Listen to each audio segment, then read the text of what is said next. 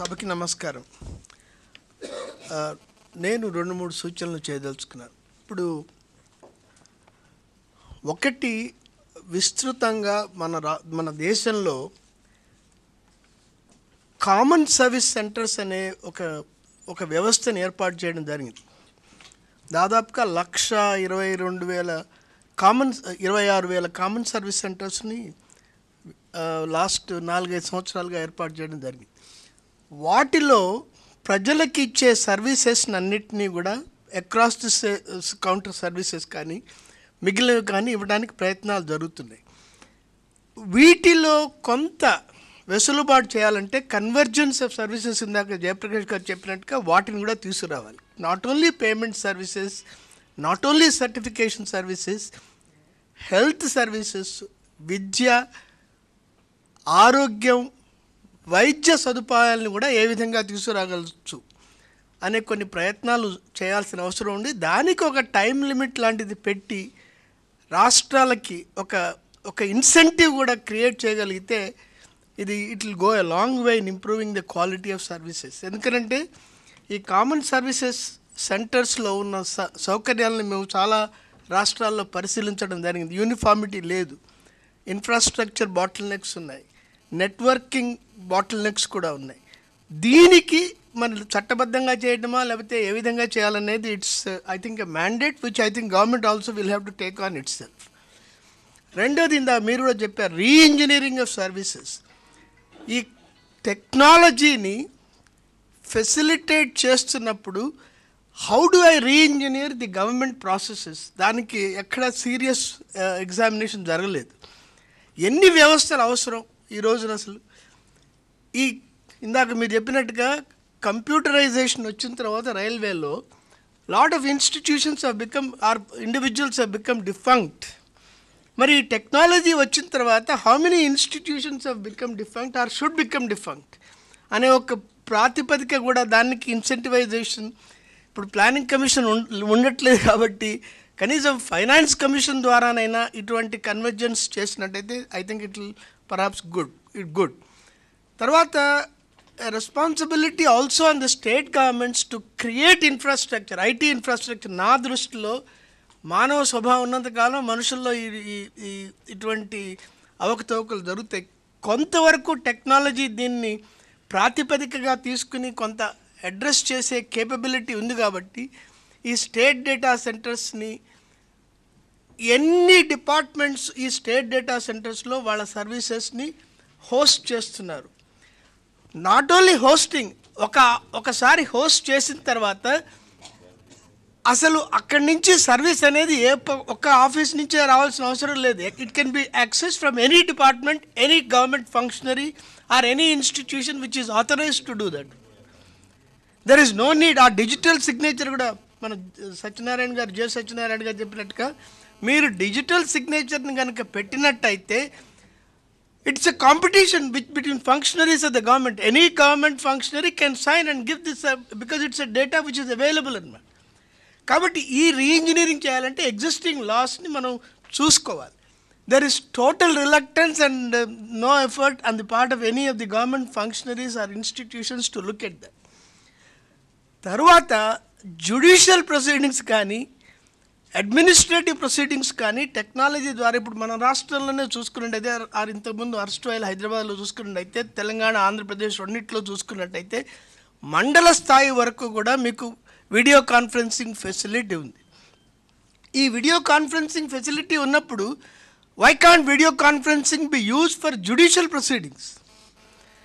ఇవాళ కేవలం క్రిమినల్స్ని, ప్రిజన్స్లో ఉన్న క్రిమినల్స్ని మాత్రమే we're producing them through the video conferencing. There are European countries where even civil proceedings are held through video conferencing. దీనివల్ల ఎంతో వెసులుబాటు ఏర్పడుతుంది as between litigant public, as between lawyers. A lot of facilitation can be done. It is now possible to ensure this facilitation through. అందువల్ల టెక్నాలజీని కొంత సమగ్రంగా అధ్యయనం చేసుకునే అవసరమైతే రాజ్యాంగపరమైనటువంటి మార్పులు కూడా చేసుకునే సందర్భం మనకి ఈ రోజున ఏర్పడింది అన్నమాట. lateral entry, ఇందాక జయప్రకాష్ గారు కూడా చెప్పారు, lateral entry into government service. ఇవాళ మనం ఉన్న బెయిన్ ఏమిటంటే ఒక మనిషి సర్వీస్లోకి వస్తే 35 ఏళ్ల పాటు he will be left unfree unless he commits a mistake. There is no way of making him accountable. Australia there is a lateral entry into services. ఏ డిపార్ట్మెంట్ నుంచి అయినా ఎక్కడి నుంచి అయినా he can enter service. Today ఇవాళ నా సబార్డినేటే రేపు he can be my superior officer. So ఇటువంటి లాటరల్ ఎంట్రీని కూడా మనం పెట్టినట్టయితే కొంత ఎఫిషియన్సీ పారామీటర్స్ని మనం ఎన్ష్యూర్ చేసుకోగలుగుతాం. ఈ కన్వర్జెన్స్ అంటే హెల్త్ వాళ్ళకి, ఎడ్యుకేషన్ వాళ్ళకి, వెటర్నరీ వాళ్ళకి. In fact one collector has already started services మధ్యప్రదేశ్లో బేతుల్లో. వెటర్నరీ సర్వీసెస్ కూడా ఈ టెలి సిస్టమ్స్ ద్వారా he started, which provides a great deal of facilitation for the farmer. He doesn't have to transport animals అనమాట. ఇటువంటివి చేసినట్టయితే I think we would be doing perhaps a great service. I don't know whether it the లెజిస్లేషన్లో సాధ్యమా, రూల్స్లో సాధ్యమా, లేకపోతే some kind of a charter. These are all issues maybe you may like to kindly consider. Very useful points, Chakrabarti garu. Luckily, the legislation is generic. Therefore, it depends on the capacity of the government and the political will to extend these services. Therefore, all these services can be incorporated in the part of the legislation. We don't have to mention in the law. But at this point in time, we are not specifically mentioning because the impossible best is the enemy of the possible good. Jarige manchi kuda agipoyi matte gandhargolam ayipotundi. Law becomes an object of ridicule, then of course we lose the whole game. Law must be taken very seriously. అందుకోసం మనం ప్రయత్నం ఉంటుంది. But you're absolutely right. Would you like to interview now sir R Chakrapani garu, మన కళానిధి గారు చూసారా, మీరు bill చూసారు కదా? సర్వీసెస్ చాలా తక్కువ. ఒక ఇన్కమ్ ట్యాక్స్ డిపార్ట్మెంటు ఏమైనా రిఫండ్ కావాలి వస్తే అక్కడ పోవాలి. పాస్పోర్టు, ఇవి రెండూ తప్ప ప్రజలకి సెంట్రల్ గవర్నమెంట్ ఆఫీస్తో సంబంధం చాలా తక్కువ. సంబంధం అంతా కూడా స్టేట్ గవర్నమెంట్ ఆఫీసెస్తోనే ఉంది. రెవెన్యూ డిపార్ట్మెంట్ కానివ్వండి, మున్సిపాలిటీస్ కానివ్వండి, మున్సిపల్ కార్పొరేషన్స్ కానివ్వండి, పెన్షన్ ఆఫీస్, ఏదైనా ఏది చూడండి మీరు, 95% స్టేట్ గవర్నమెంట్ నుంచే సర్వీసెస్ ఉన్నాయండి. అంచేత ఇప్పుడు ప్రజెంట్ సర్కమ్స్టాన్సెస్లో ఈ బిల్లుని మనం మళ్ళీ రివైవ్ చేసేసి కొత్త గవర్నమెంట్ అగ్రి కావాలి, మళ్ళీ క్యాబినెట్కి వెళ్ళాలి, మళ్ళీ లా డిపార్ట్మెంట్ అప్రూవ్ చేయొచ్చు, కానీ క్యాబినెట్కి వెళ్ళాలి, వాళ్ళకి పాలసీ డెసిషన్ తీసుకోవాలి, పార్లమెంట్లో ఇంట్రడ్యూస్ చేయాలి. ఇదేమో ఎప్పుడవుతుందని చెప్పడం చాలా కష్టం అండి. Time is running out. Time is the essence of this particular issue. అంచేత స్టేట్ గవర్నమెంట్కి మనం ఒక బిల్లు ఇదే లైన్స్లో బిల్లు తయారు చేసి, స్టేట్ గవర్నమెంట్ ఇంకా కావాల్సిన దీన్ని కాస్త రెడ్యూస్ చేసి సైజు తగ్గించాలంటే తగ్గించవచ్చు, చాలా వాటిని రూల్స్లోకి వేయచ్చు. అయితే అలా కనుక చేసినట్టయితే ఈ రెండు రాష్ట్రాలకి, తెలంగాణ, ఆంధ్రప్రదేశ్ రెండు రాష్ట్రాలకి కూడా ఒక బిల్లుని కనుక మనం మొట్టమొదట పాస్ చేయించగలిగితే రాష్ట్ర సర్వీసెస్ ఇమీడియట్గా ప్రజలకి అందేటట్టు, తర్వాత కొన్ని సర్వీసెస్ అవుట్సోర్సింగ్ చేయడానికి వీలుంటాయి. బర్త్ సర్టిఫికేట్ అండి, ఇదివరకు ఈ సేవలో బర్త్ సర్టిఫికేట్కి ఇస్తే అది 4-5 రోజుల్లో వచ్చేసేది, అంచేత తీసేశారు. ఇప్పుడు బర్త్ సర్టిఫికేట్ కావాల్స్తే మనం ఇప్పుడు లోకల్ బాడీ దగ్గరికి వెళ్ళాల్సి వస్తుంది. డెత్ సర్టిఫికేట్ మన టీవీ 9లో నేను ఒక ప్రోగ్రామ్ చూశాను. పాపం ఒక లేడీ హస్బెండ్ పోయాడు, ఫ్యామిలీ పెన్షన్ ఇంకా మిగతా ఉన్న రిలీజ్ కావాలి, 10,000 రూపాయలు ఇస్తే కానీ వాళ్ళు డెత్ సర్టిఫికేట్ ఏమన్నారు హైదరాబాద్ మున్సిపల్ కార్పొరేషన్లో. ఆమె కమిషనర్ గారి దగ్గరికి వెళ్ళింది 6 నెలలు తిరిగిన తర్వాత. ఆయన పాపం ఏ టీంకి ఇలా చేశారు, ఇమీడియట్గా మీరు డెత్ సర్టిఫికేట్ ఇవ్వండి ఆమెకన్నారు ఆయన. అంటే వాళ్ళు ఏం చేశారంటే, నిజంగా ఆయన పోయాడో లేదా రెవెన్యూ డిపార్ట్మెంట్ నుంచి ఒక సర్టిఫికేట్ తీసుకురామ్మా, నువ్వు ఎంఆర్ఓ దగ్గరికి వెళ్ళమన్నారు. ఎంఆర్ఓ మాకేమీ సంబంధం లేదు, దీంతో నేనేం చేయలేను నేను అన్నారు. చివరికి ఆమె ఏసీబీకి ఏదో రిపోర్ట్ చేస్తే వాళ్ళు వచ్చి మొత్తానికి పెద్ద గొడవ అయితే అది ఇచ్చారు. చాలా పెద్ద స్టోరీ అండి. ఆమె టీవీలో మాట్లాడుతూ కొన్ని వందల మందిని ఇక్కడ నేను చూశాను, స్త్రీలు అనేక మంది, పిల్లలు, వాళ్ళు తండ్రులు పోయి ఇక్కడికి వచ్చి ఈ సర్టిఫికేట్ గురించి వచ్చారు, వాళ్ళు ఏడుస్తున్నారు, వాళ్ళు అక్కడ వాళ్ళకి డెత్ సర్టిఫికేట్ రావట్లేదు అని చెప్పి. ఇలాంటి సర్వీసెస్ మనం టీసీఎస్కి ఇచ్చేయచ్చండి, అవుట్సోర్స్ చేయొచ్చు. ఇప్పుడు రైల్వేస్ ఏం చేస్తున్నారంటే టికెట్ రిజర్వేషను వాళ్ళు అవుట్సోర్స్ చేస్తున్నారు వాళ్ళు. అలాగే ఇలాంటి సర్వీసెస్ అక్కడి నుంచి తీసిపారేసి, ఎక్కడైతే కరప్షన్ మనకు ఎక్కువ ఉంటుంది అని చెప్పి మనకు తెలుసును, అక్కడి నుంచి తీసిపారేసి అవుట్సోర్సింగ్కి దీంట్లోనే పవర్ ఇచ్చి మనం లోకల్ అథారిటీస్ అన్ని మన కంట్రోల్లోనే ఉన్నాయి కనుక అవుట్సోర్సింగ్కి టీసీఎస్ లాంటి వాళ్ళకి కనుక వాడు ఒక కావలసి అక్కడే పెట్టుకుంటాడు, చిన్న బ్రాంచ్ ఎక్కడ మున్సిపల్ కార్పొరేషన్లోనే పెట్టుకుంటాడు చిన్న ఆఫీసు పెట్టుకుని ఇలా అవుట్ సోర్సింగ్ చేసి ఇచ్చేసినట్లయితే చాలా సర్వీసెస్ మనకి చాలా సులభంగా ప్రజలకి చేరతాయి. దానికి ఏదో వాళ్ళకు మీరు అన్నట్టు కొంచెం ఫీజు ఉంటుంది, ఆ ఫీజు ఇచ్చేస్తే వెంటనే అయిపోయే పరిస్థితి మనం కలుగు చేయొచ్చండి. తర్వాత ఇది చిన్నది చేయొచ్చండి. మీరు అన్నారు మన అమెరికన్ కాన్స్టిట్యూషన్ చాలా చిన్నది, మన కాన్స్టిట్యూషన్ చాలా పెద్దని. అయితే బ్రిటన్కి అసలు కాన్స్టిట్యూషనే లేదండి, బ్రిటన్కి కాన్స్టిట్యూషనే లేదు. ఐవార్ జెన్నింగ్స్ ఏం చెప్తే అదే కాన్స్టిట్యూషన్ అయింది. So far as British parliament is concern, అది మే ఏం చెప్తే అదే అయిపోయింది. మేస్ పార్లమెంటరీ ప్రాక్టీస్ ఏం చెప్తే అక్కడ అదే అయిపోయిందండి. అంచేత మనం కాన్స్టిట్యూషన్ 350 పేజీలు ఉందని చెప్పి అనుకుంటున్నాం, అదంతే కాదండి. ఫర్ ఎగ్జాంపుల్ పాస్పోర్ట్ ఇది ఫండమెంటల్ రైట్ అని కాన్స్టిట్యూషన్లో వేయలేదు, కానీ కోకా సుబ్బారావు గారు జడ్జిమెంట్లో చెప్పారు. మన కాన్స్టిట్యూషన్ యాక్చువల్గా 350 పేజీలు కాదండి, కొన్ని లక్షల పేజీల్లో ఉందండి. ఏం చేద్దంటే 1950 నుంచి ఇంతవరకు సుప్రీంకోర్టు కాన్స్టిట్యూషన్ విశ్లేషించి అనేక జడ్జిమెంట్స్ ఇచ్చింది. Every judgement is constitution. అలాగే అమెరికన్ కాన్స్టిట్యూషన్ అండి, అమెరికన్ కాన్స్టిట్యూషన్లో అమెరికన్ సుప్రీంకోర్టు ఫండమెంటల్ రైట్స్ గురించి అనేక జడ్జిమెంట్స్ ఇచ్చిందండి ఎన్నో సంవత్సరాలు బట్టి. అమెరికన్ కాన్స్టిట్యూషన్ 7-8 పేజీలు ఉన్నప్పటికీ అది అర్థం చేసుకోలేం. అమెరికన్ సుప్రీంకోర్టు ఇచ్చినటువంటి జడ్జిమెంట్స్ అన్నీ కూడా they form part of the American constitution. American laws Corpus Juris Secundum అని ఉంది, 158 వాల్యూముల్లో ఉందండి. అది చూస్తే కానీ మనకి అమెరికన్ లాస్ తెలీదు, అమెరికన్ కాన్స్టిట్యూషన్ కూడా చూస్తే కానీ తెలీదు. కాకపోతే దీన్ని ఇంకా ఏమన్నా సంక్షిప్తంగా చేసి చాలా వాటిని రూల్స్ కనుక కన్ఫైన్ చేసేసినట్లయితే అస్తమానం మన అసెంబ్లీకి వెళ్ళవలసినటువంటి అవసరం లేకుండా మనకు రూల్సే చేసుకోవడానికి అవకాశం ఉండేలాగా చిన్న యాక్ట్ని మొట్టమొదటి చేయొచ్చునండి. అది స్టేట్ గవర్నమెంట్కి సంబంధించినటువంటి సర్వీసెస్ గురించి మాత్రమే చేస్తే 95% ఆఫ్ ది సర్వీసెస్ ప్రజలకు అందుతాయని నేను అనుకుంటున్నానండి. మీరు ఆలోచించవచ్చు. చలో master. At the outset, let me congratulate Lok Satta and Jayaprakash Narayanji for this initiative, much needed initiative. Just I want to flag 2 or 3 points. First and foremost, this thing about citizens, right of citizens for time-bound services, goods and services. If we look at Hyderabad, already we have got something called a Citizens Charter in GHMC, Greater Hyderabad Municipal Corporation. I think it's a very, very excellent example of how things can be. But I am sorry to say that may not be aware of it. That is the tragedy. I know, because we work in the fields, we work in various with various sections of society. Whenever I go and ask, people are not aware of this. It is in this particular this charter by GHMC. You have got some very wonderful provisions. One is for everything, for birth certificate, death certificate, for street lighting, for anything. They have given different time frames. Within 48 hours, certain things are to be done. Within 3 days, certain other things are to be done. Within 15 days, certain other things are to be done. All this is there. And it is very easy to access. You don't have to go and write any complaint or go there physically. There is only one single number.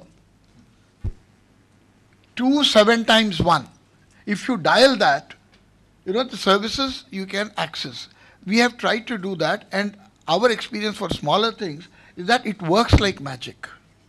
And to the commissioner, Mr. Somesh Kumar, I had also suggested that you try and propagate this as a magic number. Because I think hardly anybody knows about this. So first and foremost, I think whatever bills, whatever charters, whatever things, you've got charter in Citizens Charter right now. Citizens Charter for police, in the police department, there is a charter. In the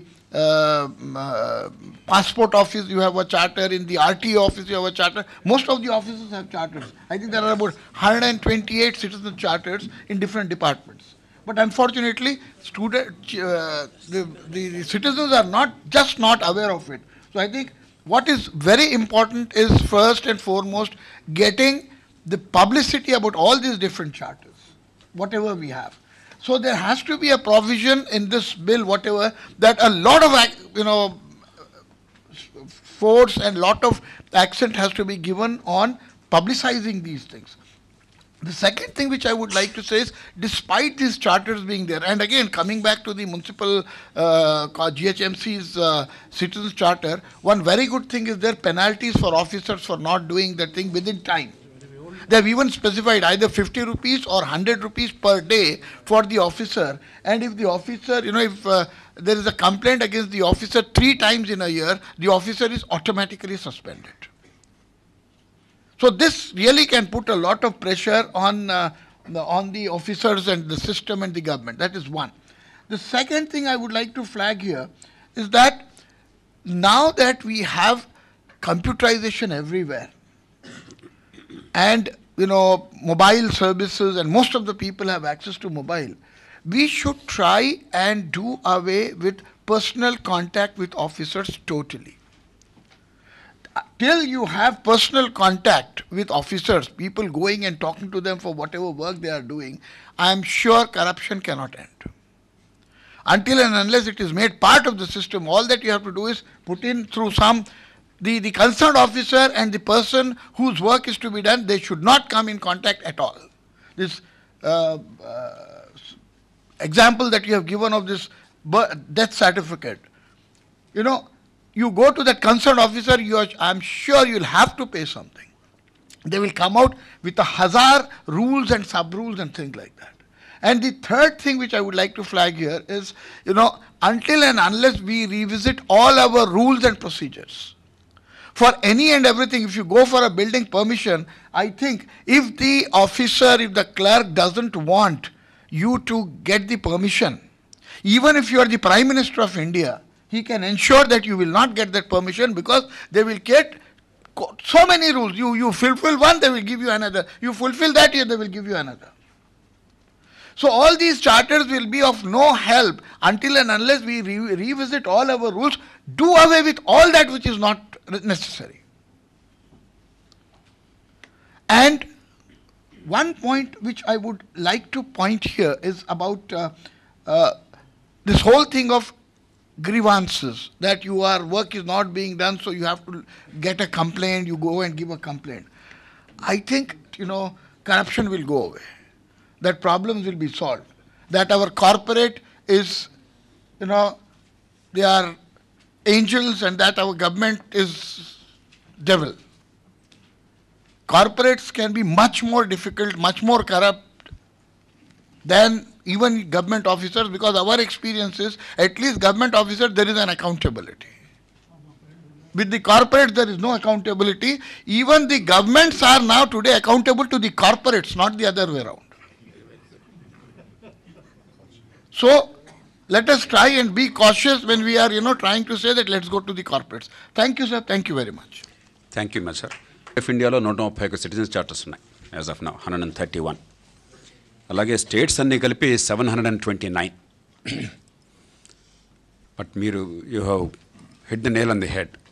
enforcement mechanism లేకుంటే, process engineering కింద చక్రపాణి గారు చెప్పినట్టుగా అది లేకుంటే, రెండూ లేకుంటే, they will not have real impact. కాబట్టి this addresses one part of the problem, enforcement mechanism.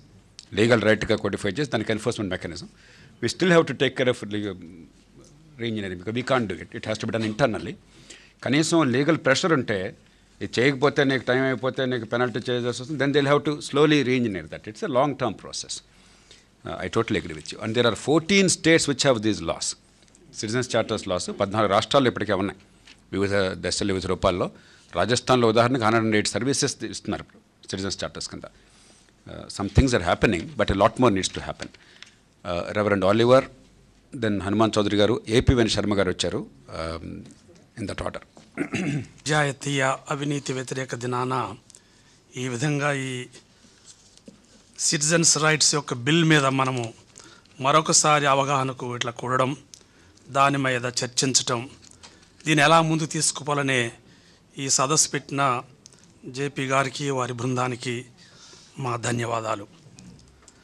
67 ఏండ్ల స్వపరిపాలనలో కూడా ఇలాంటి చట్టం మనకు అంటూ లేదు అంటే, సరే చట్టాలు ఉండి చేయకపోవడం ఒక సంగతి, చట్టమే లేకపోవడం ఇంకొక సంగతి, దురదృష్టకరం. మరి ఇప్పటికైనా బెటర్ లేట్ దాన్ నెవర్, ఇప్పటికైనా ఈ చట్టం మన ముందుకు రావడం ఇది మంచి పరిణామం. మరి దీన్ని మళ్ళీ ఈ ఉద్యమాన్ని బలోపేతం చేసి మరి ఎక్కడైతే అది తప్పిపోయిందో మళ్ళీ దాన్ని దారి దొరికించుకొని మళ్ళీ ప్రవేశపెట్టి మరి అట్లా పార్లమెంట్లో అది వచ్చేలోపుగా మన రాష్ట్ర స్థాయిలో వారు అన్నట్లు దీన్ని చేపట్టి ఈ 90+% యొక్క ఈ సేవలు మన రాష్ట్ర ప్రజలకు, మన 2 రాష్ట్ర ప్రజలకు అందేలా చూడవలసిందిగా నేను కూడా ఆ విషయాన్ని బలపరుస్తున్నా. ఈ కాన్స్టిట్యూషన్స్ ఒక సామెత ఉంది, constitutions are written by saints, they are also written for saints. Therefore, whether it is several hundreds of pages or only 100 pages, what matters, what is the spirit of the letter matters. Letter of the law, spirit of the law. Very often, we are so particular about the letter of the law. That is problem ఉంది. దాన్ని ఒకవేళ మనం అధిగమించగలిగితే బాగుంటుంది. రెండవది, మీరు కొన్ని అంశాలు ఇచ్చారు ఇక్కడ జేపీ గారు, కొన్ని అంశాల మీద మనం మాట్లాడు, బహుశా మనం జనరల్ డిస్కషన్ వెళ్ళాం, అది కూడా మంచిది. ఎందుకంటే it is bringing some thoughts on the various subjects you listed. Probably మనం ఇందులో ఒకటి పెట్టాల్సింది ఏంటంటే, what are the assumptions in this bill? As Mazhar says, taken for granted, this instrument is there, people will use it. There is a Chinese saying, one who knows and knows not he knows, he is sleeping. One who knows not and knows not he knows not. That's where the majority of our population is here. అధిక శాతం అక్షర నిరాశ్యత ఉన్న మన దేశంలో వారిని కూడా మనం ఎట్లా జోడించి ఉంది, అవకాశాలు ఉన్నాయి, కోనేరు ఉంది, కోనేరులో దించేవాడు కావాలా, వాడు దిగముందు ఇంకోటి దూకుతున్నాడు, బలవంతుడు దూకుతున్నాడు, కుంటివాడు గుట్టివాడు దూకలేకపోతున్నాడు. What is use of this కోనేర్? రూరల్ బ్యాంక్ ఉంది, ఏం చేశాం? గనుక ఒకవేళ ఈ చట్టంలో మీరు తలపెట్టిన చట్టంలో, అంటే ప్రభుత్వం తలపెట్టింది, మీరు దానికి కంకణం కట్టుకుని ముందుకెళ్ళారు. If you list number of assumptions, what are the remedial measures for these assumptions చేయగలిగితే దాన్ని మనం the precept and the practice can go hand in hand. అదేవిధంగా మీరు కొన్ని మాట చెప్తూ టైటిల్ గురించి చెప్పారు, చార్టర్. అది మంచిదే, చిన్నగా ఉండడం మంచిదే, కానీ దాని ఫోకస్ పోకూడదు. There is an element of statutory provision of the law కదా. యాక్చువల్గా మన పౌరునికి హక్కు is fundamental to the obligation of the elected government. It is fundamental to his obligation. It is not a charity or whatever. Therefore, how come it is not imbibed into this governance aspect? గనక అది చూస్తున్నా. తర్వాత ఇంకొకటి, గనక ఆ టైటిల్లో let us not dilute it by taking a acronym or whatever it is. Those elements of time-bound delivery of goods and services to the citizens అని తప్పకుండా, కాకపోతే బ్రాకెట్లో మీరు అది ఎక్కడ పెట్టుకోండి, కానీ తప్పకుండా ఫోకస్ పోకూడదని చెప్తున్నా. Those are the few points I would like to bring to you. However great is this constitution, if the men to implement are that characterless, this constitution cannot save any citizen. Unfortunately, what we are witnessing is characterless people running the government and also the administration. That is why all these troubles. For example, a conscientious government Solution to all the problems of governance of India. There are many problems of governance. Politics మెస్సీగా ఉంది, దేశం అంతా అధ్వానంగా ఉంది, దాని మొత్తానికి ఒక చట్టం పరిష్కారం కాదు. if you give this exception, government will always quote not available, concerned, not available, we own you. Certainly, we'll take it. I appreciate your concern. I want a clarification on I'm this. happy about that kind of pressure. Section 24 law, the proceedings shall be deemed judicial, that's all right. No, shall be deemed in the sense that they are appealable, etc., and all that. It's in the larger sense. But I have not understood bringing in the Indian Penal Code and the Code of Criminal Procedure into civil proceedings. Kalanithi గారు మీరు ఏమన్నా కొంచెం enlighten చేస్తారా? We simply borrowed it from the Government of India Bill 193, 228 of IPC, 345, 346 of CP. No, that's also criminal procedure. CrPC. ఏమిటిది? 345 section and all 24లో ఉన్న చూడండి. That is If you go into the specifics of those IPC and CRPC provisions, you will have an idea. Offhand, I am not able to respond to that. మనం న్యాయమూర్తులు అందుకనే కోరాం, వారందరూ ఆర్బిట్రేషన్లో బిజీగా ఉన్నారు అని చేత.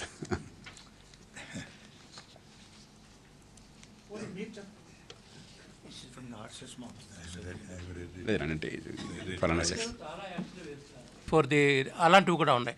అసలు యాక్చువల్లీ దిస్ ఈజ్ అన్ ఎప్పుడైతే సివిల్ కోర్ట్ అని చెప్పి అన్నారో, they will have all the powers of the civil court in order to call for any document, in order to call for give a notice to anybody to appear before him and depose. ఈ powers అన్నీ కూడా వాళ్ళకు ఉంటాయండి. అందువల్ల ఈ provision అన్ని అట్లాంటి వేస్తున్నారండి. This is unobjectionable. బట్ స్పెసిఫిక్గా ఈ sections I will bring it to notice. అందుకని let's check. AP Venu Sharma garu. సభకు నమస్కారం. నేను ఐఏఎస్లో పనిచేసి రిటైర్ అయ్యానండి. ఏపీవీఎన్ శర్మ. మొట్టమొదటిగా జయప్రకాష్ నారాయణ గారిని, వారి ఫౌండేషన్ ఫర్ డెమోక్రటిక్ రిఫార్మ్స్ని నేను అభినందిస్తున్నాను. ఈ ఇంటర్నేషనల్ యాంటీ కరప్షన్ డే రోజున ఈ రకమైన క్రియేటివ్ వర్క్షాప్ పెట్టుకోవటం, ఒక కొత్త మెకానిజం అండ్ మెషినరీ క్రియేట్ చేసే బదులు దీని కింద ఉన్నదాని మీదనే, ఇందాక రామ్మోహన్ రావు గారు అన్నట్లుగా, బహుశా ఇన్ఫర్మేషన్ మెకానిజం ఆల్రెడీ ఉంది కాబట్టి స్టేట్స్ అన్నింటిలో కూడా దాని మీద మనం పిగ్గీ బ్యాక్ చేసి చేసుకుంటే బాగుంటుందేమో. Otherwise there will be more jobs for retired people like us, but it be great a burden. And all strength to your arms. అన్నది రెండు విధాలుగా జరుగుతుంది. అవినీతి తీసుకునేవాడిపైన ఆధారపడి ఉంటుంది, ఇచ్చేవాడిపైన ఆధారపడి ఉంటుంది. ఇచ్చేవాడు అవినీతిపరుడే, తీసుకునేవాడు కూడా అవినీతిపరుడే. ఈ యాక్ట్లో మీరు తీసుకొచ్చిన దీంట్లో ఎవరైతే ఇస్తాడో, లంచం ఇస్తాడో, లేకుంటే అక్రమంగా పనిచేయించుకుంటాడో అవినీతి పరంగా. కరప్షన్లో రెండు రకాలు ఉంటాయి బ్రాడ్గా, మీకు తెలుసు. ఒకటేమో గతిలాకి ఇవ్వటం, హక్కుగా గల పనికి డబ్బు లంచం ఇవ్వలేదు కాబట్టి వాడు మన చావగొడుతున్నాడు కాబట్టి గతిలాకి ఇవ్వటం, ఎక్స్టార్షనరీ కరప్షన్. రెండోదేమో లాలూచీ పడి ఇద్దరు కలిసి దేశాన్ని దోచుకోవటం. రెంటిని సమానంగా చూడడాన్ని నేను అంగీకరించను. ఇవాళ బర్త్ సర్టిఫికేట్ కోసం లంచం ఇచ్చాడు అంటే, ఓ రేషన్ కార్డు కోసం లంచం ఇచ్చాడు అంటే అర్హత ఉన్నా కూడా, ఒక ల్యాండ్ రికార్డు కోసం లంచం ఇచ్చాడంటే గతిలాకి ఇస్తున్నాడు. అక్కడ మనం పౌరుణ్ణి దోషిగానో పాపిగానో చూడడం అన్నది ఇట్లా, let me complete, it only complicate the problem. So this law actually addresses that problem. ఈ గతిలాక లంచం ఇచ్చే అవసరం లేకుండా చేస్తే తర్వాత మీరు చెప్పింది చేయొచ్చు. లాలూచి పడ్డ వాళ్ళని కఠినంగా శిక్షిద్దాం. అంతేగాని నేను నిజాయితీగా మాట్లాడుతాను, ఇక్కడ మన అందరిలో ప్రత్యక్షంగా కానీ పరోక్షంగా కానీ ఎవడో ఒకళ్ళు మన కుటుంబాల్లో లంచం అవ్వకుండా ఒక్కళ్ళని లేవండి మన హక్కు గల పనికి. From the Prime Minister of India to an ordinary citizen, there is not a single Indian who is exempt from this. I am absolutely certain. Sir sir మీరు కాబట్టి మీ ఇంట్లో వాడు చేస్తాడండి. Let us be truthful. సరే ఉంటుంది, but నేను చెప్పేది the truth is it's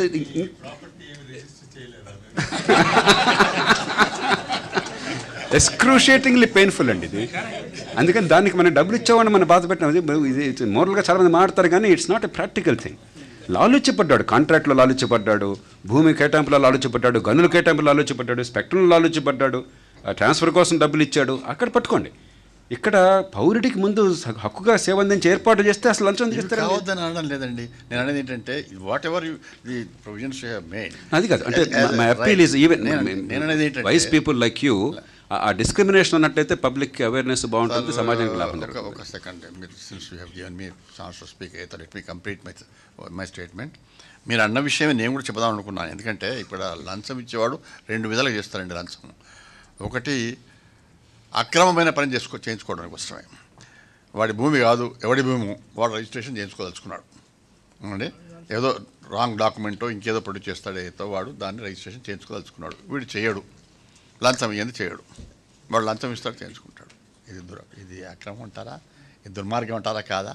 Section 5, you should cut out department there, head of the department. Now, tomorrow it will be interpreted as it is limited only to the departments and not to the secretariat of the government.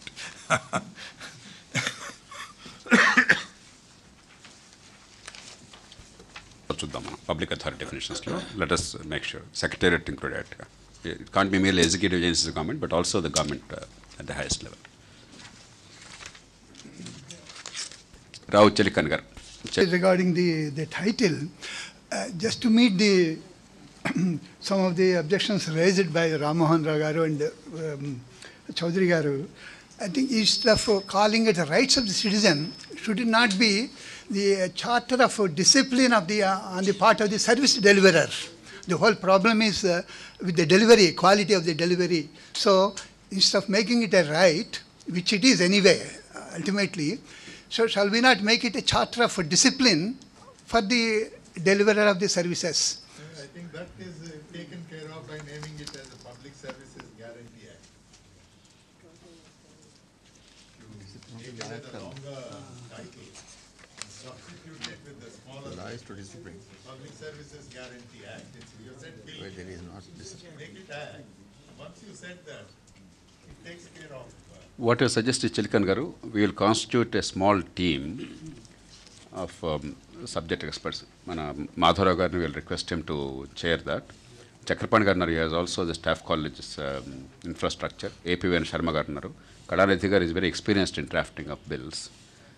Varu tarvata Karthik from Lok Satta will assist anamata. And people like you kindly be involved in that and whatever suggestions you can make.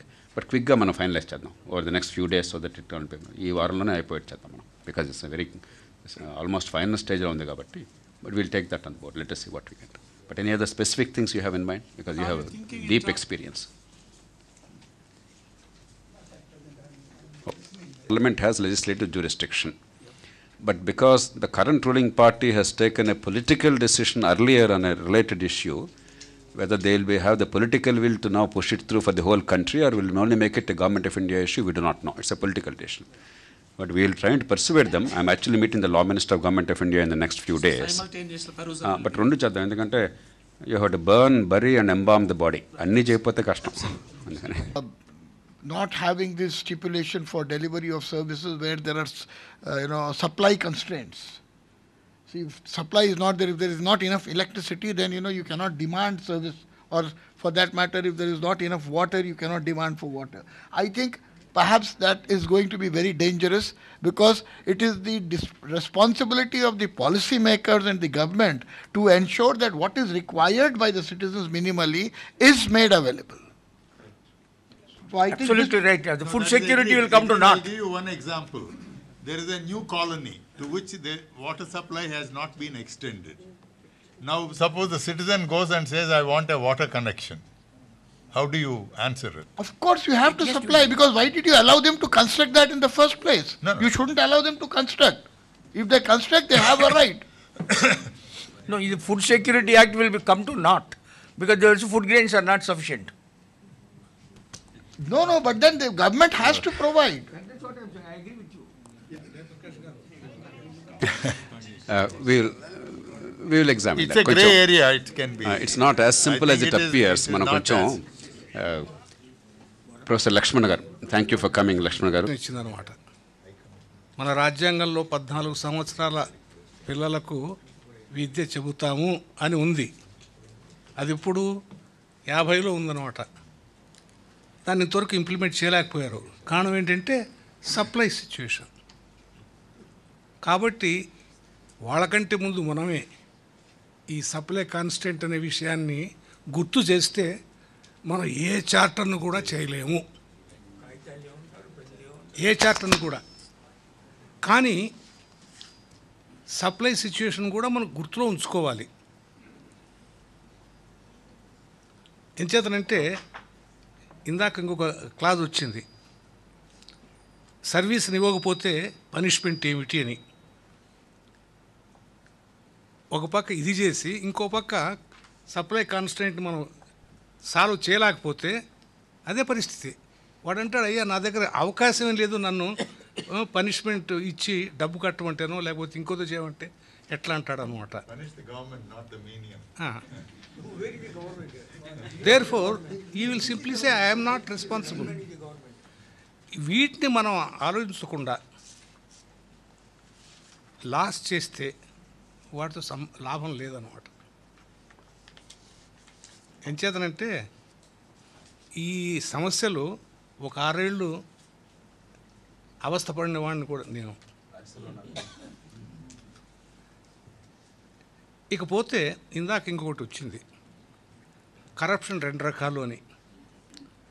ఈ విషయాన్ని ఎప్పుడో కాదు, 64వ సంవత్సరం నెహ్రూ గారు చచ్చారు. వారు చావడానికి 2 ఏళ్ల ముందో 1 సంవత్సరం ముందో ఆయనకి అనుమానమే వచ్చింది, ఎంతకాలం ఈ కరప్షన్తో మనం బాధపడాలి, నేను చాలా బాధపడుతున్నాను చెప్పి శ్రీప్రకాష్ గారి దగ్గరికి వెళ్ళాడు. అది పేపర్లో వచ్చింది. వెళ్ళి శ్రీప్రకాష్ ఆయన స్నేహితుడు, మన మద్రాసు రాష్ట్రం గవర్నర్ కూడా పనిచేశారు. ఆయనతో పోయి చెప్పారు, నేను చాలా బాధపడుతున్నాను, ప్రతి చిన్న విషయంలో కూడా ఈ అవినీతి జరిగిపోతూ ఉంది, నాకు ఒక్క ప్రామిస్ చేయి, నువ్వు దీనికి పాల్పడను అని, నేను నీకు ప్రామిస్ చేస్తాను. ఇది పేపర్లో వచ్చింది. అంటే ఆయన శ్రీప్రకాష్ అన్నారు, నేను అన్నిటికీ ఒప్పుకుంటాను, ఒక చిన్న 2-3 ఉన్నాయి. నేను ఇప్పుడు డెహ్రాడూన్లో ఉంటున్నాను, ఢిల్లీకో లక్నోకో మద్రాసుకో ఎక్కడ పోవాలంటే ట్రైన్లో పోవాలి. ట్రైన్లో పోతే నాకు సీట్ రిజర్వేషన్ ముందు చేసుకోలేదు, వాడు ఇంత డబ్బు ఇస్తే కానీ సీటు పెట్టలేను అంటే అది ఇస్తాను, మరి అది కరప్షన్ కింద వస్తున్నా రాదా అని చెప్పి అడిగాడు అనమాట ప్రశ్న. అది నిజంగా కరప్షన్ ఒక పక్క, ఇంకో రకంగా చూస్తే కరప్షన్ కాదు. కాబట్టి ఈ సమస్య మనల్ని 64 నుండి 2014 వరకు వేధిస్తూనే ఉంది. కాబట్టి ఆ విషయాన్ని కూడా మనం లెక్కలోకి తీసుకుంటే కష్టమే అవుతుంది. And great citizen. I'm an engineer by profession, but I ended up in Delhi as Secretary, Department of Electronics. After retirement, when Dr. Jayaprakash retired or resigned, I went and met him and have been interacting with him ever since. In one of those early days, I remember one of his first documents was People's Charter. So this is a subject that he has been involved with ever since then, almost 20 years. As mentioned in the write-up, after 1997, when the government of India, I think Devi Gowda was the Prime Minister, he started promoting Citizen Charter on the lines of UK. And Hyderabad municipality produced this Citizen Charter. So if we are going ahead with a law making Citizen Charter, I think the experience and the problems of implementing this would be very useful as a background, and the new act should take care that all those loopholes are plugged. I have been living for 25 years in the Secunderabad cantonment. Now that doesn't come under the municipality. But I have been trying to promote this idea in the cantonment. I think when Mr. Pallam Raju was Minister of State for Defense, the cantonments were under him. So I contacted him, and with his assistance, he introduced me to the Chief Executive Officer. And I gave him a copy of a draft Citizen Charter that we had prepared for the cantonment. He was good enough to say, yes, we'll try and implement this. Now the point is, the cantonment comes under Cantonment Act. So that is their Bible. All these things are extra. They may or they may not follow it.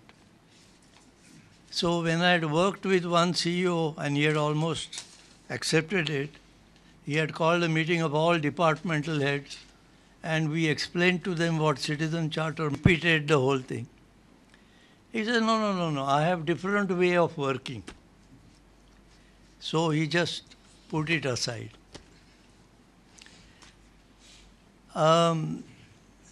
we have been talking, cantonment has 6 wards and there are elected corporators.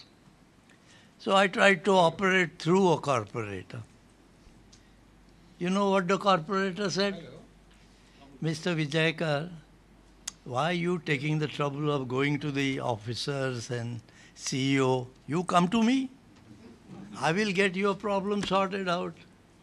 But you will have to pay a maintenance fee. Now, this is the kind of thing all of us are acquainted with. So, I think timely delivery of service, if it can be implemented truthfully, there is nothing like it. Most of the corruption which has now seeped through and come down to the low levels will be eliminated. The other day, all of us are suffering from water shortage. Our cantonment water comes... To the best of my knowledge, ఈ బిల్లో ఎక్కడ supply constant అన్నమాట వచ్చిందా? ఉన్నదా? Okay, let us review that, because my only concern is as follows. Power connection or school admission are different from ensuring quality education and quality power.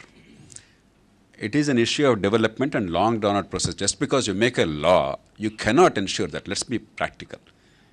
Even if God is heading that government or that department, overnight you cannot improve quality, because that's a much larger issue of governance. Please do not put so much a burden on one simple law. This law is to make deliverable services delivered without corruption, harassment, delay and humiliation. Much more needs to be done to improve India. Let's fight on 100 fronts. Don't make this the single piece of legislation and then think that it will solve all problems. It will not. I can guarantee you, it will not solve the problems of India. In fact, the law will become an object of ridicule. An unenforceable law, merely declaring an intent, will make it impossible to implement, and therefore it lose all value. We have 30,000 laws in India. We have 3,000 laws in the 2 states of Andhra Pradesh and Telangana. Most of the laws are a mockery. Let us not do that. My appeal is, I fully respect your sentiments. We all care deeply. We are very angry. But that should not overburden a simple piece of legislation and therefore become a cause of failure. That is all my limited concern. Let us fight for education. All my life I have been fighting for quality education. It's a disgrace what we are having. I am the one who is popularizing the idea that we are 73rd out of 74 countries in a PISA survey about education in the country. I am the one talking about healthcare ad infinitum. I am the one who authored the National Health Mission document. As a result, the National Rural Health Mission came. But there's a lot more to be done. We are nowhere near even reasonably satisfactory level. And the problems are not because a local official is failing to do his job. So this is about a local official failing to do his job. And that's the context of the broader discussion. My very humble appeal, it is not to preclude the need for improving the quality of services. It is disgraceful the way the country is run. But the forum is elsewhere. The political priorities, మీరు loan waivers ఇచ్చే పవర్మెంట్ ఎట్లా ఇస్తారండి? మనం let's also be practical. There are larger issues there. The resource allocation, the political economy of the country, the management of politics of the country. There are a whole lot of things we have to address. That cannot be done by a simple law. It becomes too simplistic then. I want to reinforce Can I come in here? Sir, that's why in this, Not only the enforcement of charters, but also adequacy of charters, which is very important. I think it's a very vital point. I entirely agree. can I come During in Rajiv here? Gandhi's time, the PSUs, they were asked to enter into a memorandum of understanding as to what is the deliverables, right? And it was independently audited. See, same thing in the banking also. In 1991, if you can recall, every bank was displaying your not ombudsman. Your passbook will be updated within 5 minutes. Cash will be delivered within 10 minutes. Demand draft will be given within 15 minutes. Then I asked them, I have been waiting and waiting. No, that we did not put, my management put it. కానీ అవి స్థానిక ప్రభుత్వాలుగా గుర్తింపు అనేది మాత్రం చాలా వరకు 99% లేదని చెప్పొచ్చు. ఇప్పటికి కూడా ఒక ఏజెన్సీ కింద గతంలో పటేల్ పట్వారీ ఉన్నట్టుగా మరి ఏదో ప్రభుత్వ ఉద్యోగం ఉన్నట్టుగా ఏజెన్సీ కిందనే ట్రీట్మెంట్ ఇస్తున్నారు. కానీ మరి వాటికి అసలు ఇన్ఫ్యాక్ట్ ఢిల్లీ ప్రభుత్వం ఎంతో, రాష్ట్ర ప్రభుత్వం ఎంతో, గ్రామ ప్రభుత్వం అంతే రాజ్యాంగం ప్రకారం.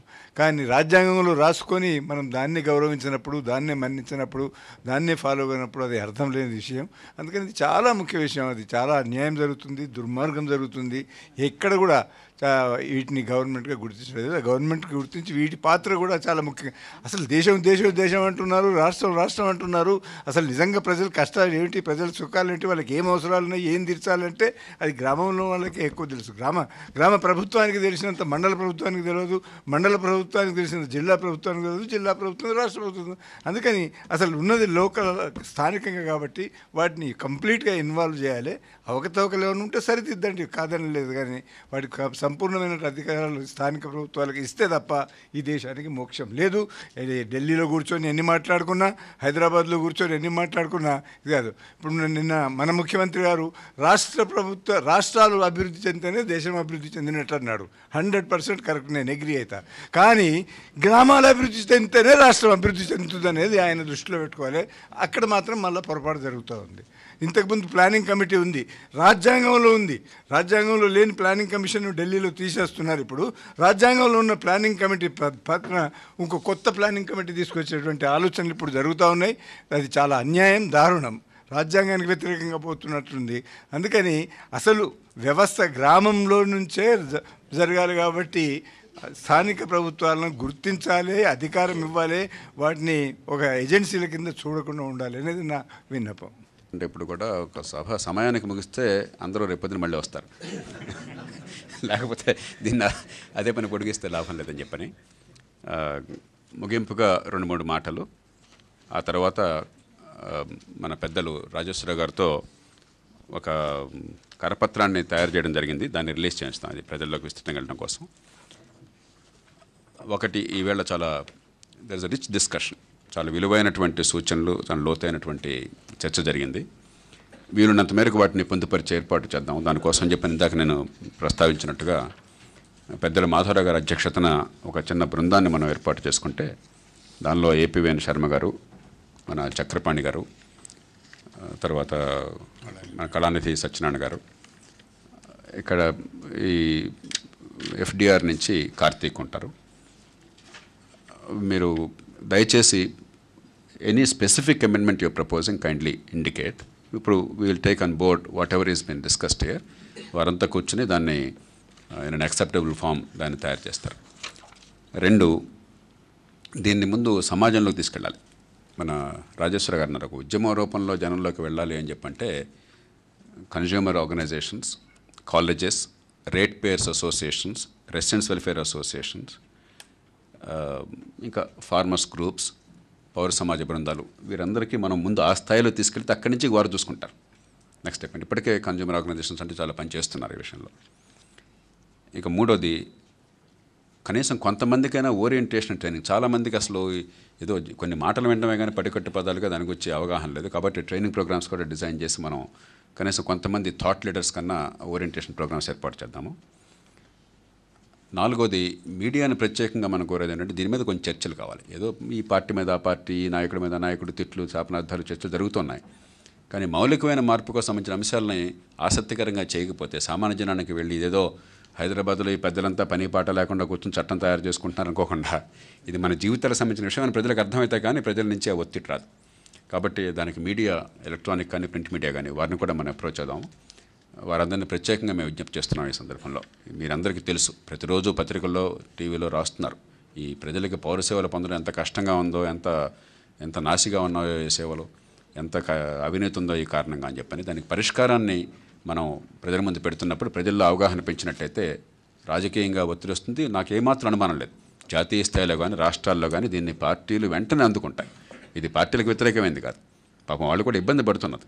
ఎందుకంటే ప్రజలకు పని జరగకపోతే ఆఫీసుల్లో దాని మొత్తం పర్యవసానం అంతా రాజకీయ పార్టీల మీద, ప్రభుత్వాల మీద పడుతుంది. వాళ్ళని తిట్టుతున్నారు, వాళ్ళు దానికి మూల్యం చెల్లించాల్సి వస్తుంది. కాబట్టి వాళ్ళెవరికి అభ్యంతరం ఉండదు. కాబట్టి దాని మీద ఆ రాజకీయ సంకల్పం ఉండాలి, ఆ ఓపిక ఉండాలి. దీనిలోకి లోతుకెళ్ళి దీన్ని పరిష్కారం చేసే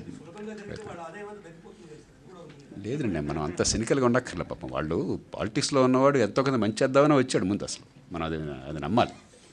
లేకపోతే ఇక చెడ్డవాళ్ళంతా అక్కడికి వెళ్ళారనుకోవాలి మనం. It's not entirely true. At the same time ఈ ఒక స్థాయి వచ్చిన తర్వాత జాతీయ స్థాయిలోనూ రాష్ట్రాల్లో కూడా ఈ ప్రభుత్వ అధినేతల్ని కలవడం అవసరము. ఇప్పటికే నేను ప్రధానమంత్రి గారికి సవివరంగా రాశాను ఇది.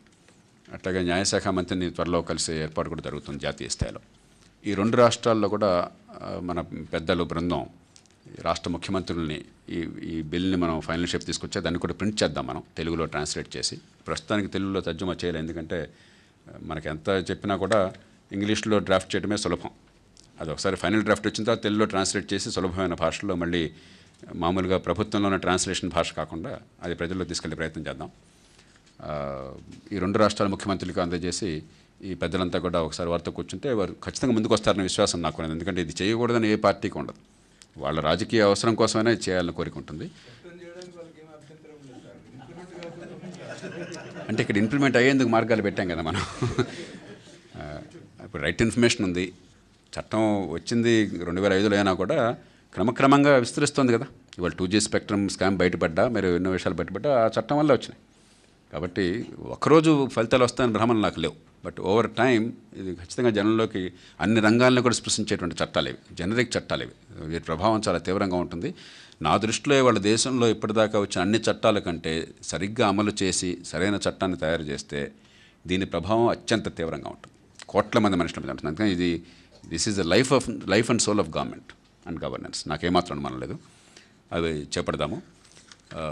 ఇంతకంటే ఎక్కువ సమయం తీసుకోదలుచుకో. దయచేసి అందరూ కూడా ఈ కార్యక్రమం పూర్తి కాగానే ఇక్కడ భోజనం ఒక చాలా సింపుల్ భోజనమే ఏర్పాటు చేశారు. దయచేసి భోంచేసి మీరు అంటే వాళ్ళని కోరుతూ, చివరిగా పెద్దల రాజేశ్వరరావు గారిని ఈ కరపత్రాన్ని ఈ ప్రజల్లోకి విశేషంగా తీసుకెళ్ళడం కోసం దాన్ని విడుదల చేయవలసిందిగా కోరుతూ, మీ అందరికీ మరోసారి ధన్యవాదాలు తెలియజేస్తూ నమస్కరిస్తూ నేను సెలవు తీసుకుంటున్నాను.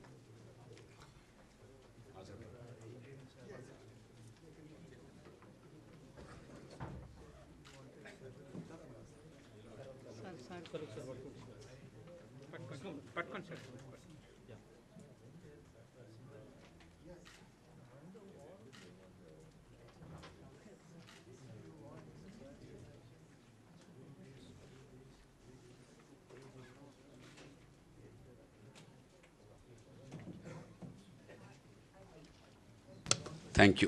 మొగలయ్య లంచ్.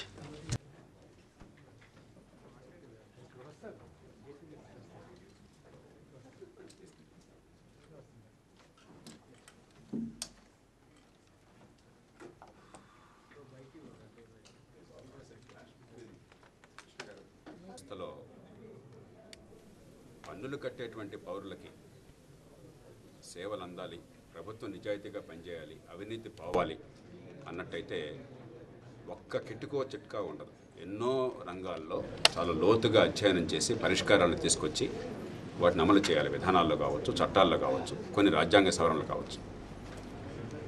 ప్రజాస్వామ్య పీఠం కానీ లోక్సత్తా ఉద్యమం కానీ గత 18 ఏళ్లుగా దేశంలో ఈ పోరాటమే చేసి దేశ చరిత్రలో ఇప్పటి వరకు ఎవరూ సాధించనన్ని చట్టాలు, రాజ్యాంగాల్లో మార్పులు తీసుకొచ్చింది. 91వ రాజ్యాంగ సవరణ అయితేనేమి, పార్టీ ఫిరాయింపుల నిషేధాన్ని బలోపేతం చేసేది, 97వ సవరణ అయితేనేమి, సహకార సంఘాల స్వయం ప్రతిపత్తినిచ్చేది, 121వ సవరణ అయితేనేమి, ఉన్నత న్యాయమూర్తుల నియామకాల గురించి సంబంధించింది, పాలనా సమాచార హక్కు అయితేనేమి, స్థానిక న్యాయాలయాల చట్టం అయితేనేమి, ఎన్నికల్లో పోటీ చేసే వాళ్ళ వివరాలు ప్రకటించే చట్టం అయితేనేమి, పార్టీల నిధుల చట్టం అయితేనేమి, ఇవన్నీ కూడా లోక్సత్తా చేసినటువంటి పోరాటం వల్ల గత 18 ఏళ్లుగా వచ్చినాయి. కానీ అన్నిటికంటే కీలకమైనది కోట్లాది సామాన్య ప్రజల జీవితాల్లో కాస్త వెలుగునిచ్చేది. ప్రభుత్వంతో వాళ్ళకున్న లావాదేవీల్లో గవర్నమెంట్ ఆఫీస్కి వెళ్తే ఇప్పుడు పడుతున్నటువంటి ఈ బాధ, ఈ లంచం, ఈ ఆలస్యం, ఈ అవమానం, ఇవన్నీ కూడా తట్టుకోవడానికి, ఎదుర్కోవడానికి అవకాశాన్ని ఇచ్చేటువంటి చట్టాన్ని లోక్సత్తా గత 15-16 ఏళ్ళ నుంచి దానికోసం పోరాడుతున్నారు. పార్లమెంటులో ఈ పౌర హక్కులు సేవలుగా అందేటువంటి, పౌర సేవల హక్కులుగా అందేటువంటి చట్టం, సిటిజన్స్ చార్టర్ల చట్టం రావడం కోసం చెప్పని పార్లమెంట్లో గట్టి కృషి చేసి 15వ లోక్సభలో ఈ బిల్లులు పెట్టించాం. పార్లమెంటరీ కమిటీతో కూర్చుని దానిలో మార్పులు చేర్పులు ప్రతిపాదించి వారి కోరిక మీద లోక్సత్తాయే కొత్త చట్టాన్ని తయారు చేసింది. కానీ అంతలో ఆ సభ రద్దు కావడం చేత ఆ బిల్లు ప్రస్తుతం వీగిపోయింది. ఇప్పుడు జాతీయ స్థాయిలోనూ మన 2 తెలుగు రాష్ట్రాల్లోనూ ఇంకా ఈ చట్టం లేనటువంటి ఇతర రాష్ట్రాల్లోనూ కూడా ఈ చట్టం తీసుకురావడం కోసం ఇవాళ రౌండ్ టేబుల్ పెట్టడం జరిగింది. పెద్దలంతా పాల్గొన్నారు. అన్ని రంగాలకు చెందిన వాళ్ళు అందరూ కూడా పూర్తి మద్దతుని ప్రకటించారు, విలువైన సూచనలు ఇచ్చారు. దీర్ఘకాలం ఈ రంగంలో నాయకత్వాన్ని ఇచ్చి దీన్ని సాధించడం కోసం, దీని ఫలితాలు జనంగా అందడం కోసం అందరూ ముందుకు వచ్చారు. వారందరినీ ప్రత్యేకంగా అభినందిస్తున్నాం. ఈ చట్టం ప్రధానంగా ఏమిటంటే గవర్నమెంట్ ఆఫీసులకి మనం హక్కుగా గల పనికి, మనకు కావలసిన పని కోసం వెళ్ళినప్పుడు కూడా చిన్న పని నుంచి పెద్ద పని దాకా ఎంత ఆలస్యం అవుతుందో మనందరికీ తెలుసు.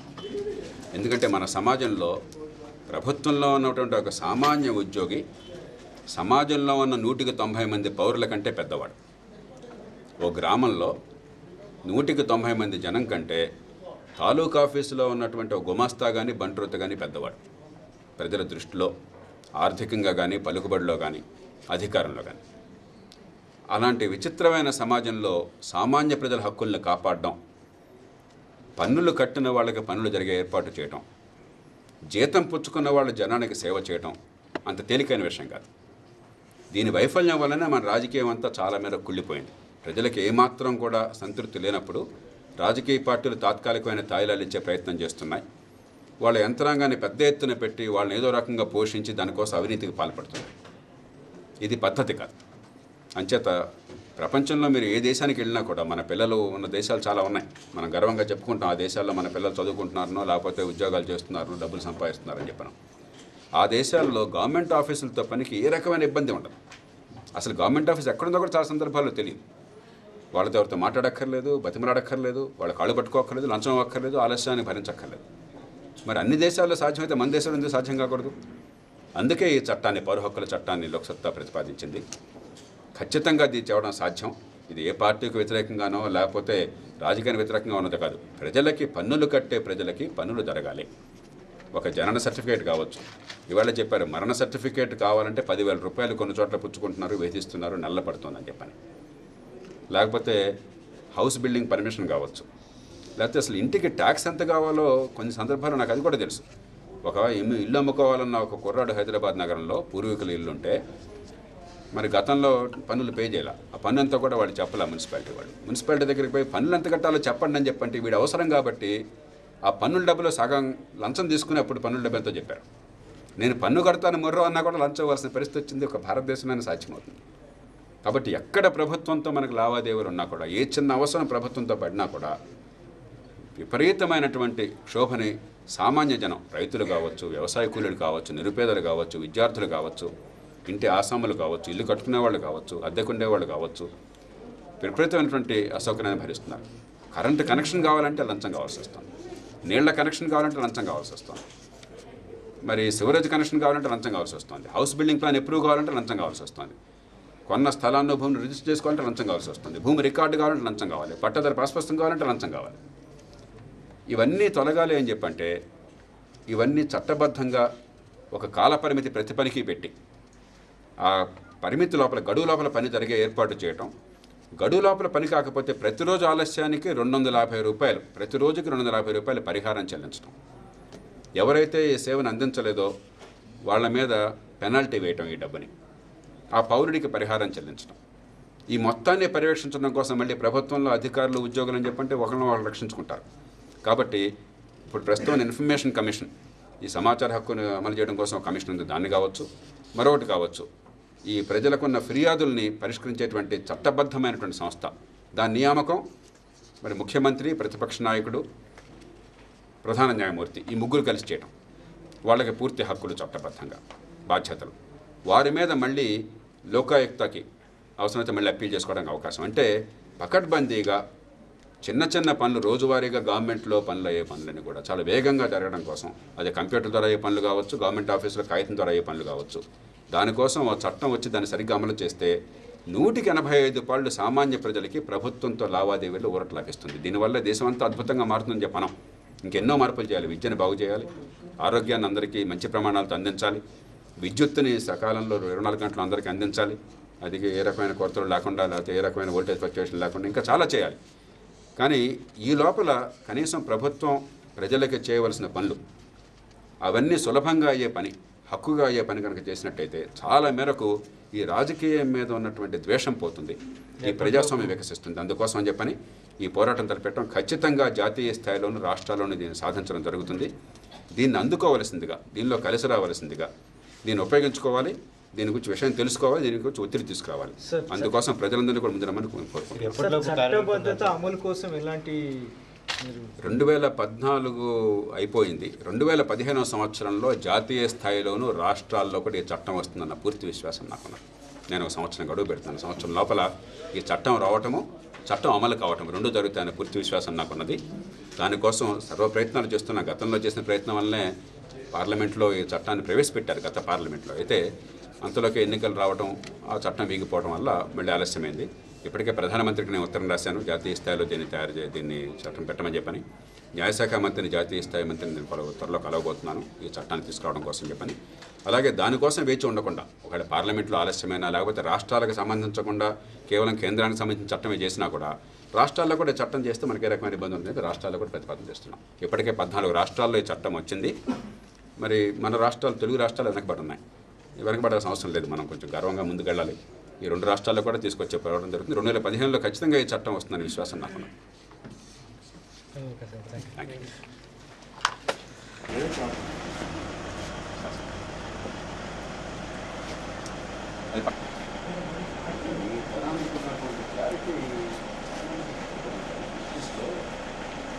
చిక్కుముడి